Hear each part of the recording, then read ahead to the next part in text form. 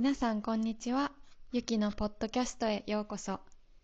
このチャンネルでは日本語を勉強している皆さんに日本に関する面白いテーマをわかりやすい日本語でお届けします。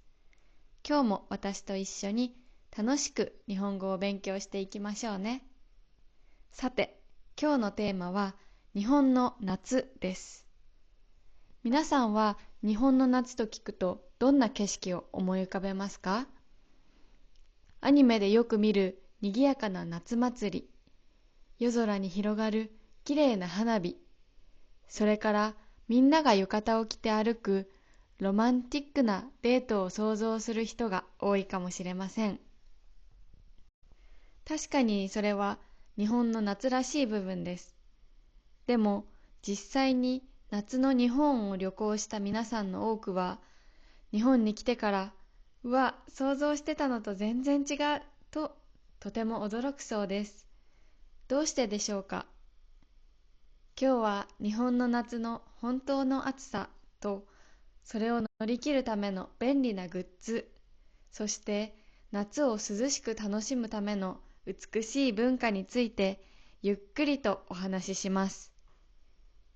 新しい言葉や難しい言葉が出てきたときは、その都度わかりやすく説明しますので、リラックスして聞いてくださいね。まず最初のトピックは、日本の夏の天気についてです。日本の夏はただ気温が高いだけではありません。とても湿度が高いのが特徴です。ここで新しい言葉が出てきましたね。湿度というのは空気の中にある水分の量、つまり空気がどれくらい湿っているかということです。ヨーロッパやアメリカなど夏が乾燥している、つまり空気がカラッとしている国から来た人は、日本の空港に降りた瞬間に驚くそうです。まるで暖かいサウナの中にいるみたいだと感じるんですね。この湿度の高さのせいで、気温がそれほど高くなくても体はとても暑く感じてしまいます。そこで日本の夏を旅行するときに一番気をつけなければならないのが熱中症という病気です。熱中症というのは暑さのせいで体温が上がってしまったり、体にいろいろな悪い症状が出たりする病気のことです。もし日本の夏を歩いていて次のような状態になったら気をつけてください。例えば頭がクラクラするめまい、顔がすごく熱くなるほてり、それから体に力が入らなくなるだるさ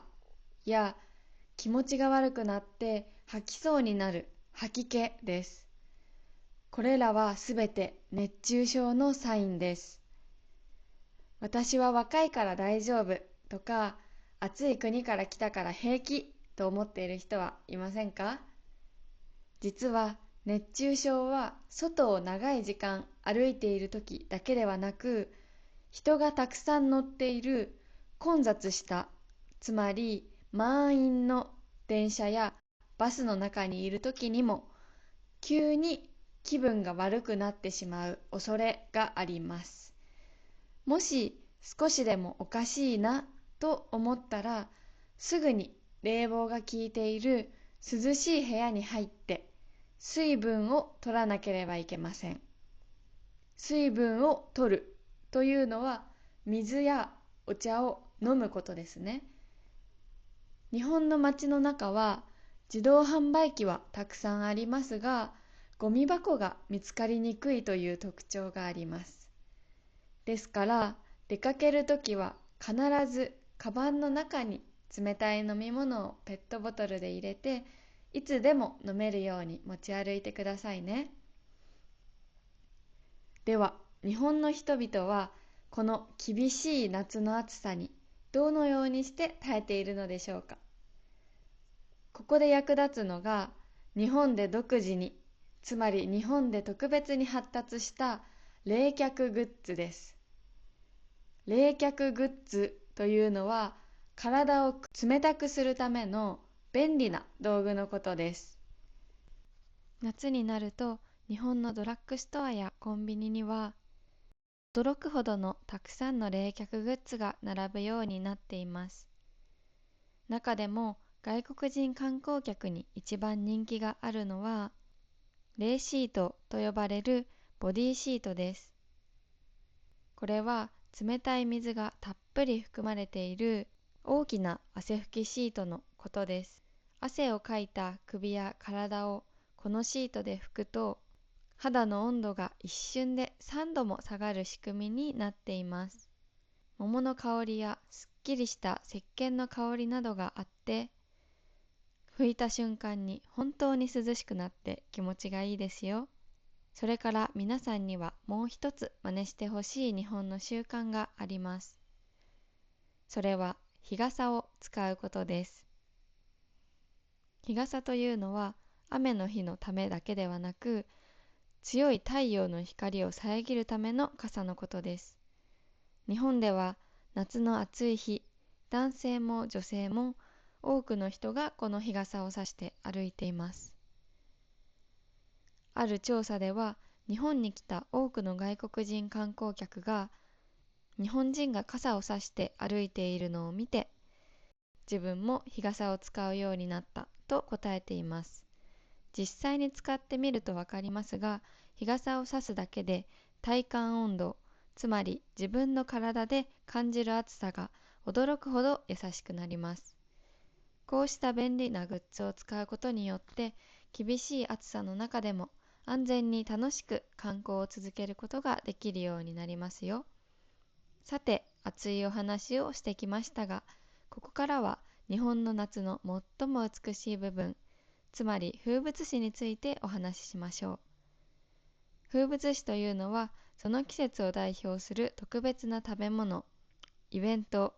あるいは景色のことです。これがあるからこそ、日本人は夏の暑さの中でも毎日を楽しく、涼しい気持ちで過ごすことができます。観光客の皆さんに一番人気がある風物詩は、やっぱり花火大会です。日本の花火はただ夜空に高く上がるだけではありません。その美しい光の形、色の変化、そしてお腹にドーンと響く大きな音がまるで一つの動く芸術のようになっています。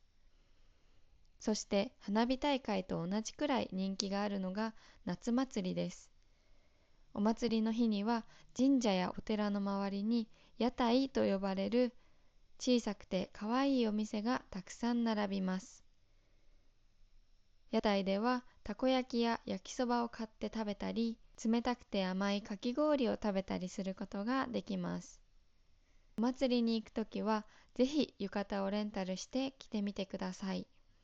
浴衣というのは薄い綿などの生地で作られた夏に着るための伝統的な着物のことです。色とりどりの浴衣を着てお祭りの明かりの下を歩く時間はとても素晴らしい思い出になりますよ。また日本の古い家やおしゃれなお店の軒先、つまり屋根の下の端に行くと風で揺れてチリンチリンときれいな音を立てているガラスの小さな鈴を見ることがあります。これは風鈴と言います。エアコンがなかった昔、日本人はこの優しい風鈴の音を聞くことによって、あ、今涼しい風が吹いたなと心の中で感じていました。目に見えない風を耳で楽しむというとても美しい日本らしい文化ですね。最後に大都会の暑さから逃げてもっと快適に過ごしたいという人のための特別な旅行スタイルをご紹介します。それは避暑地への旅です。避暑地というのは夏に涼しく過ごすための特別な場所のことです。最近では暑さを避けて旅行することをクールケーションとも呼ぶようになっています。日本で最も有名な避暑地はやはり北海道です。北海道は東京や大阪に比べて夏でも空気がカラッとしていて、とても過ごしやすいと言われています。特に7月から8月にかけて、紫色の綺麗なラベンダーが一面に広がる富良野は、おとぎ話の世界のように美しく、世界中から多くの人が集まります。また、東京から新幹線でたった1時間で行くことができる長野県の軽井沢も素晴らしい避暑地です。軽井沢には涼しい森やおしゃれなカフェがたくさんあって、木陰、つまり木の下の涼しい日陰を歩くだけで、日頃の疲れがスーッと癒されていきます。大都会の有名な観光地も楽しいですが、時にはこうした涼しい地方の街へ行って静かな自然に触れるのも、新しい日本の一面を発見できておすすめですよ。皆さん、今日の日本の夏のお話はいかがでしたか？今日のポッドキャストではいくつかの新しい言葉を学びましたね。空気の中の水分を表す湿度、暑さで体調が悪くなる熱中症、夏の特別な景色や食べ物を表す風物詩、そして涼しい旅行場所を表す避暑地。どの言葉も日本の夏を語る上でとても大切な言葉です。日本の夏は確かにとても蒸し暑いですが、その厳しい暑さがあるからこそ、花火や浴衣、風鈴といった美しい文化やレーシートのような便利なグッズが生まれてきました。もし皆さんが夏に日本を旅行するときは、冷たい飲み物をしっかり持ってドラッグストアでレーシートを買い、そして夜には美しい花火を見に行ってくださいね。皆さんが体験してみたい日本の風物詩や使ってみたい暑さ対策のグッズは何ですか？ぜひコメントで教えてくださいね。それでは今日のポッドキャストはこれで終わりです。